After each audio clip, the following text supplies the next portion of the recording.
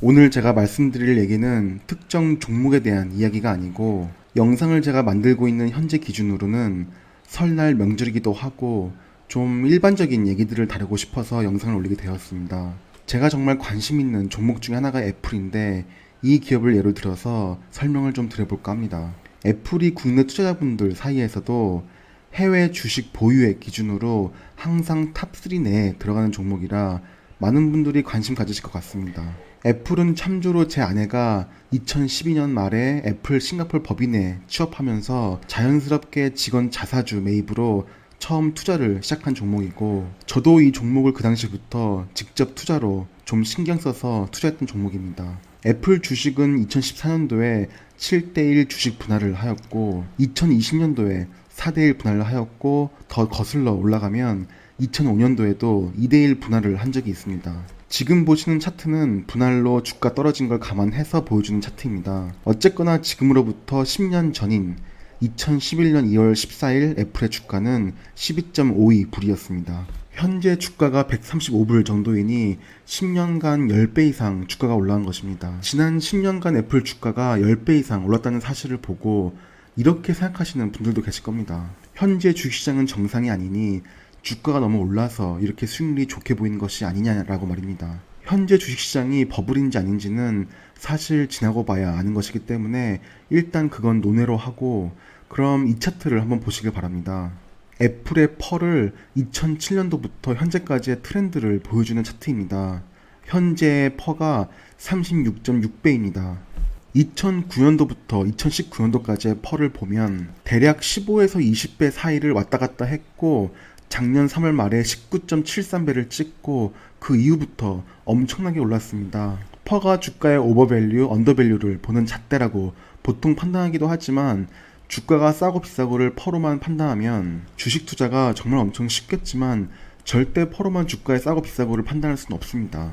뻔한 얘기지만 퍼는 현재의 이익 또는 포워드 PER로 땡겨봤자 향후 1년간의 이익 정도만 보여주는 지표이기 때문입니다. 한국의 바이오주나 테슬라 같은 주식이 PER로 기업을 밸류에이션 하는 것이 의미 없는 것도 이런 맥락이겠습니다. 어쨌거나 현재 주식시장이 정상이 아니라는 분들을 위해 제가 100번 양보하여 애플의 퍼가 과거 평균 수준인, 한마디로 미국의 주식시장이 초강세장이 시작되기 직전인 2020년 3월 정도의 주가 수준을 기준으로 봐도 2011년부터 2020년 3월까지 애플의 주가는 그래도 7배 정도 올랐습니다. 한마디로 애플이라는 주식은 지난 9년에서 10년간 주가가 거품이라고 하든 거품이 아니라고 하든 7배에서 10배 이상 주가가 오른 것입니다.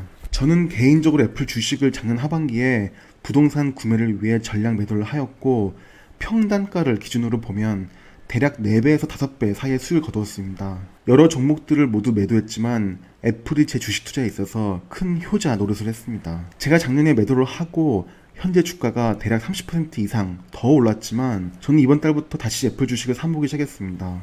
보통 주식 투자를 처음에 하면 자신의 보유 종목을 매도한 후에 주가가 저 멀리 도망가 버리면 또 매수한 것이 망설여지기도 하지만, 저 같은 경우엔 그 정도 신경 안 쓸 만큼 투자를 나름 많이 해왔습니다. 제 주변 사람들이 제가 재테크 관련 유튜브 채널을 운영하는 것도 알고 제가 여기저기 명함을 내밀 만큼 수익을 거두는 사람은 아니지만, 그래도 여러 사람들이 제게 주식 투자에 대해 문의하는 사람들이 있습니다.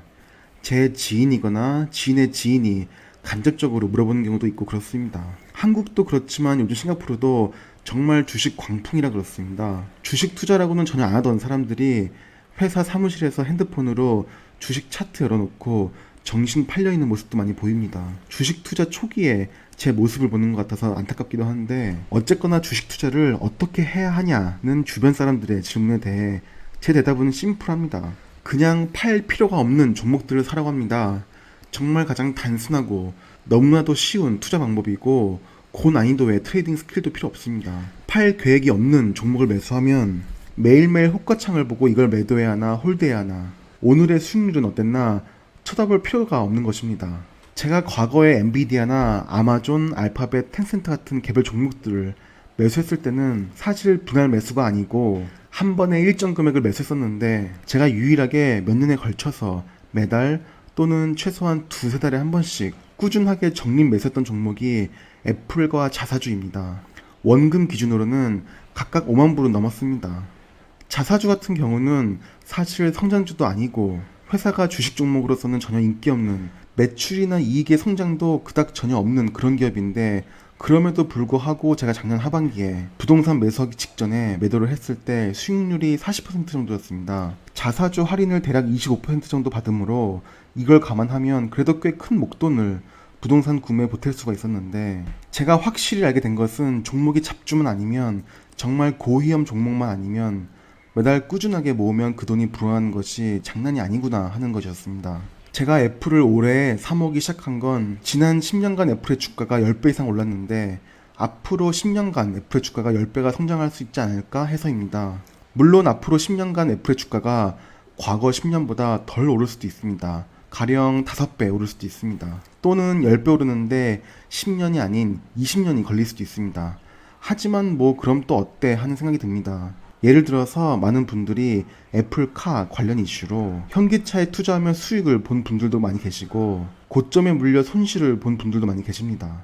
현기차의 공시 내용을 보며 이걸 어떻게 해석해야 하나, 외신은 이번 이슈를 어떻게 보도하나 관심을 가지고 불안해하는 분들도 계실 겁니다. 저 같으면 그런 뉴스를 보면 그냥 애플 주식을 삽니다. 어쨌거나 현기차가 파트너가 되든 단순 하청업체가 되든 어쨌거나 애플이 절대 갑의 위치라기보다는 어쨌거나 현기차보다 우위의 입장일 텐데, 굳이 확실하지 않은 소재로 현기차를 투자하느니 그냥 애플을 투자하는 것입니다. 현기차와 파트너를 하든 GM이나 다른 기업과 파트너를 하든 어쨌거나 애플은 애플카를 고려한다는 건데, 이건 결국 애플이 가져가지 않던 시장을 추가로 더 가져가겠다는 것이니까 애플의 기업 가치는 더 올라갈 가능성이 있기 때문입니다.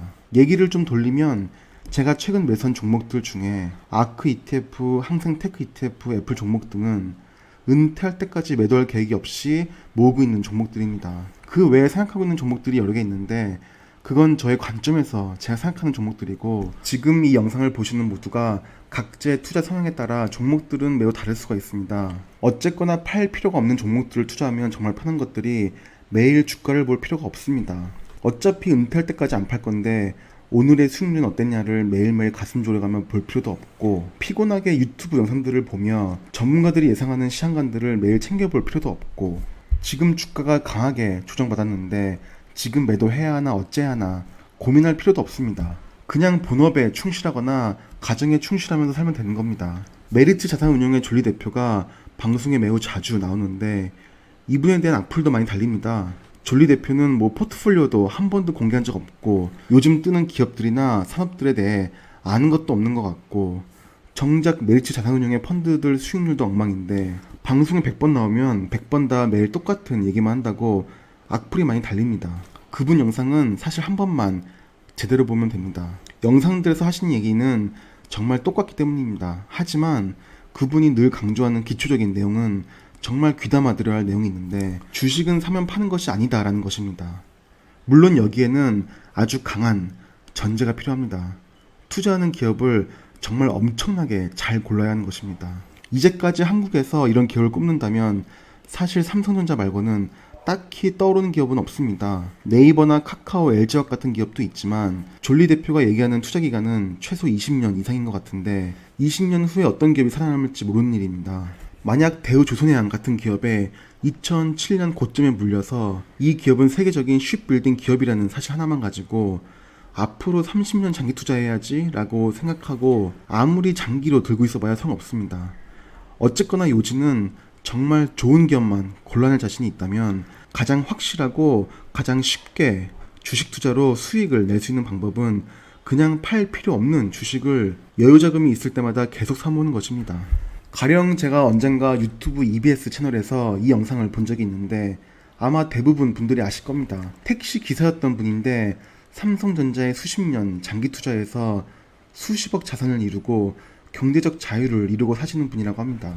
택시 기사라는 직업의 소득이 뭐 적지 않을 수도 있겠지만 고소득 직종은 아닐 텐데 이분은 포기하지 않고 한 종목을 끝까지 믿고 장기 투자한 것입니다. 아마도 이분께서 저처럼 대학원에서 회계와 재무를 공부하고 삼성전자의 재무제표를 분석하고 분기 실적을 분석하고 공시 내용들을 하나하나 다 찾아보며 투자하시진 않았을 것입니다. 주가가 싸든 비싸든 그냥 여윳돈이 모일 때마다 주식을 사 모아서 경제적 자유를 이룬 것인데, 제가 애플이라는 기업을 투자하는 관점도 이분과 비슷합니다.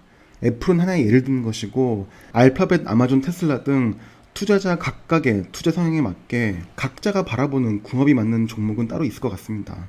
다만 제가 애플 같은 종목이나 마이크로소프트, 알파벳, 아마존 등의 기업 등은 한번 투자하면 은퇴할 때까지는 절대 팔지 않을 종목이라고 생각하는 이유는, 과거의 10년이 그랬듯 미래의 10년 동안 적어도 이 기업들을 위협하는 기업들이 나올까 하는 생각에서입니다. 만약 나온다고 하면 새로 등장하는 기업을 새롭게 또 투자하면 될 것입니다. 플랫폼 기업들은 이번에 반독점 규제도 아마 올해 좀 터질 것 같고, 법인세, 증세 관련 이슈도 빠르면 올해 연말이나 터질지도 모르고, 인플레이션 리스크도 있을 수 있고, 이런저런 악재가 있습니다. 그런 악재가 생겨서 주가가 내려가면 시황에 크게 신경 쓰지 말고 그냥 아무 생각 없이 더 많은 주식을 좀 싸게 매수하면 되는 것입니다. 매일매일 유튜브 영상들 뒤져가며 이 종목이 어떻고 저 종목이 어떻고, 어젯밤에 미국 증시는 어땠고 왜 상승했는지 왜 하락했는지, 연준은 이번에 무슨 말을 했는지, 시간 외 거래에서 내 종목들의 주가 변동은 어떤지, 이걸 익절해야 하는지 손절해야 하는지 하루에도 수십 번을 고민하면서 주식 투자를 하는 것 또한 어떻게 보면 불행일 수도 있습니다. 나중에 늙어서 과거를 뒤돌아볼 때 내가 왜 그 당시에 주식 투자에 정신 팔려가지고 그 나이를 그렇게 허비했는지 모르겠다 하고 후회할지도 모릅니다. 물론 정말 너무나도 심심해서 게임을 즐기는 것 같은 마인드로 주식 투자를 하는 분들도 계시겠지만, 본인의 인생, 본업, 가정생활이 주식 투자 같은 것을 휘둘리는 것 또한 어떻게 보면 인생에서 낭비일지도 모르겠습니다. 그래서 하나의 대안이 정말 좋은 기업 몇 개를 골라서 확실하게 공부를 하고 이 기업들에 대한 자신만의 철학을 완벽하게 확립한 후에 그냥 매달 일정 금액을 매수하고 그냥 완전히 잊어버리고 투자를 세월에 그리고 복리의 마법에 그냥 맡겨버리는 투자도 어떻게 보면 좋지 않을까 하는 생각을 좀 전달해보는 영상이었습니다. 그럼 제가 이렇게만 투자하냐? 또 그건 아니기 때문에 다음 영상에서는 완전히 다른 측면에서의 투자 철학에 대해 공유드리는 영상을 올리겠습니다. 제가 보통 게임머니라고 부르는데, 가령 이항이나 팔란티어, 나노디멘션 같은 종목들, 그리고 CCIB 같은 스펙 종목들, 그리고 친환경 관련 테마주들, 이런저런 테마주, 급등주들을 투자하는 데에는 완전히 다른 방법으로, 완전히 다른 자세로 투자를 하는데, 이런 강세장에서 이런 다양한 종목들을 어떻게 투자하면 좋을까 같이 고민해보는 영상으로 조만간 찾아뵙겠습니다. 이번 영상과 다음 영상은 가볍게 한번 이렇게 다뤄보려고 합니다. 설날 명절에 한국도 못 가서 기분도 그냥 그렇고 해서 개별 종목에 대한 영상이 아닌 그냥 이런 테마로 영상을 좀 올린 점 이해 부탁드립니다. 그럼 영상 지금까지 시청해주셔서 감사드립니다.